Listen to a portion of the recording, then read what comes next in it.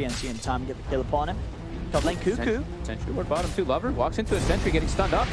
Lover. Oh, he's gone.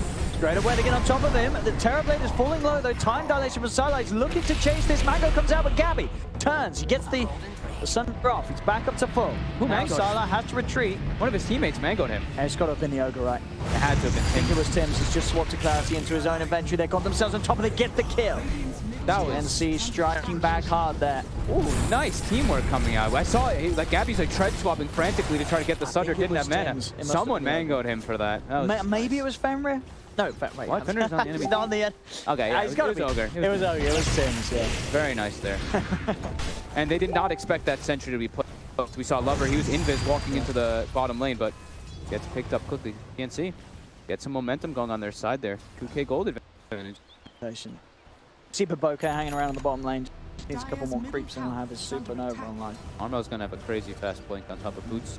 Arcane boots and bottle. He's already like 400 gold away. Can't wait to see what he's able to do. He's a very flashy player. And a hero like the Magnus, he's sort of the magic that can make the mid Magnus work. As long as keep the pressure on. Can be pretty scary when the Void just like starts to back up farming. The Centaur is also having a good start. They got to keep some deep wards, and they already did place those. Keep tabs of where Sylar is. Looks like they're gonna make a smoke move towards the top lane, try to kill this Weaver. Bo3. Be a little careful. Sick. This is giving. See, like this is what we're talking about the Terrorblade, right? Just like now it's an Ogre and Undying who are just farming the lane and just jungle. This is gonna be absolutely massive. Top lane. It's not in range. They do have. It is. Bam. Perfect. And even if it was, they did still have, I believe, the Fiends with the could have had that anyway. A lot. And that's the thing. There's a lot of very good catch for this Weaver. It's a tough Weaver game to play. Link's online. Let's see what he can do. RP is well ready to go on now. We'll see where he heads. Bottom lane, Tims and Ninja Boogie, they're hunting. But Bo3 will finally sort of concede his position on the bottom lane and dive away. Allow the push to come in from both Gabby, Ninja Boogie and Tims. Gabby can fill this tower very quickly once he metas. The top we see Aster, they're pushing the top tier 1, but the pace that Terrorblade takes to tier 1 is faster than 4 heroes. And they might even continue this pressure going. Aster, they know that Aster does not have Chronosphere, but they do have everything else available. How's our Centaur doing on the blink? He's finished Tranquil Boots on top of the Vanguard. So he's just very tanky. But that's going to delay his blink back. Here we go. No messing from Armel. They'll see an opportunity to drop the RP for a big old kill. And, well, they don't get it straight away, but they certainly should be able to finish it off as Ninja Boogie dives in with Cuckoo. The first blink RP revealed by Armel gets them a kill onto the Luna mid. Radiant structures are fortified. Position bottom. He wants to try to go for something on the Terrorblade, but Gabby, meta's wearing off. Back to the jungle he goes, as so many deep wards coming out from TnC. And in the jungle, Cuckoo has got eyes on Fenrir. Fenrir's got a Nightmare. Armel will take it off the Weaver to allow him to continue to chase. Fenrir is speedy enough to get out of there, and TnC no further interest in chasing. And Gabby just walks to the mid lane. He's getting more money into his pockets. He's very much at the top, and he's only going to continue to stay there with the buffs that he's receiving and the lanes and space that he's having. Power Bloodlust. No doubt about it, going to be a huge Terrorblade. There are still ways they can kill him.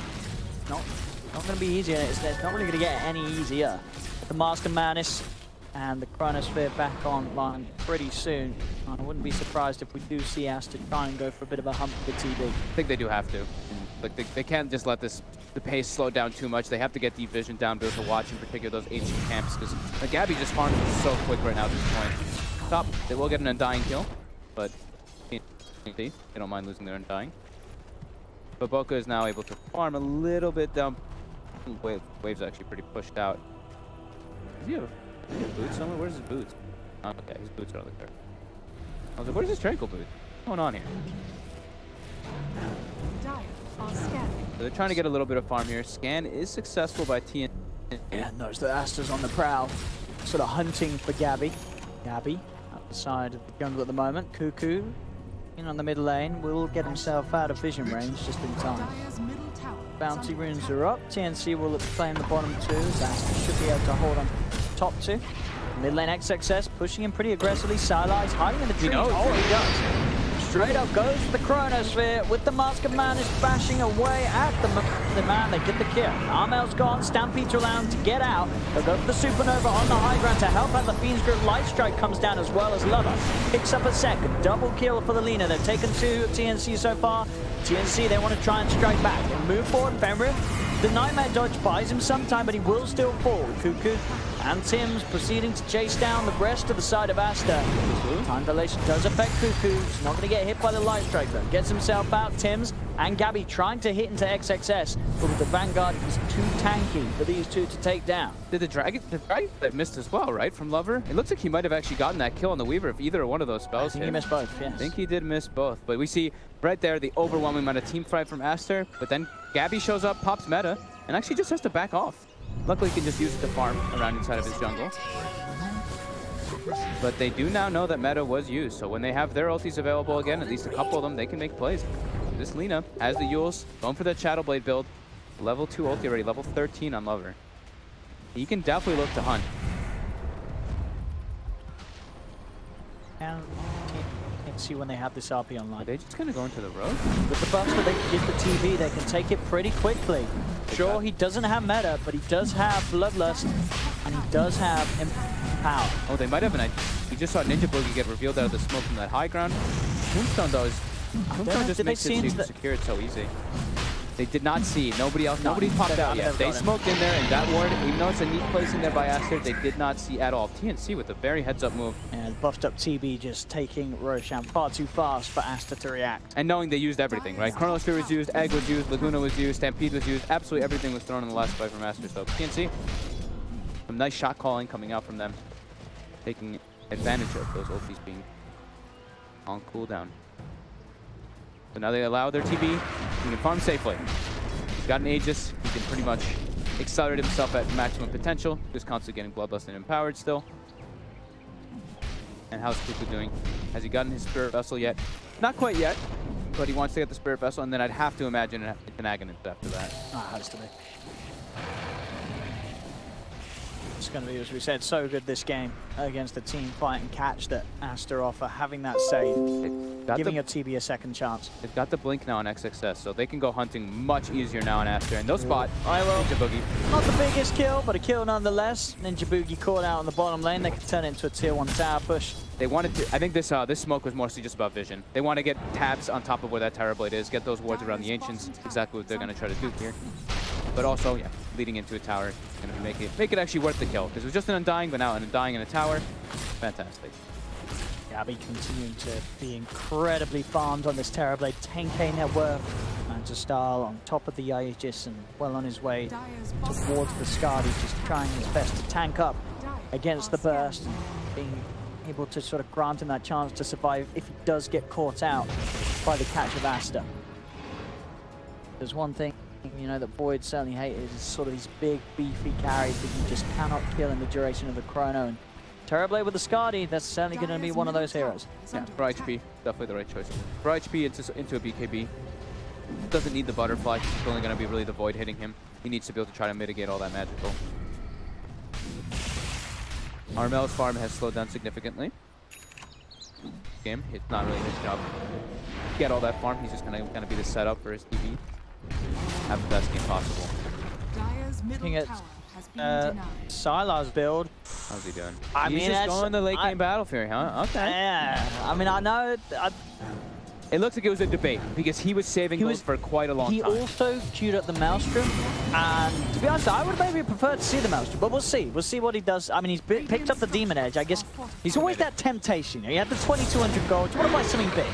About big, the big RP comes out from Armel. Gets himself a core kill as he catches out Lover. But Mask of Madness and Battle Fury, it can be very, very slow.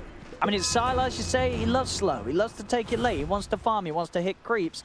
Sure, technically the Cleaver's nice against the Terrorblade and his illusions, but normally they're pretty fast spread out. I don't know. Base hit already. I don't know if this is going to be good enough from Sylar. Trying to get away with a Battle Fury build. He does get a very nice chrono. That'll That'll certainly make up for any sort of iron build this game as he catches the 3 of them. The egg coming out as well. They have lost the Centaur, but in return, they'll take down the Aegis from the Terrorblade. He's going to be back for round 2, and TnC now know that there's no Chrono and there is no Supernova, so they can just keep on pushing. They've got the buffs, they've got the damage, they're hanging to that tier 3.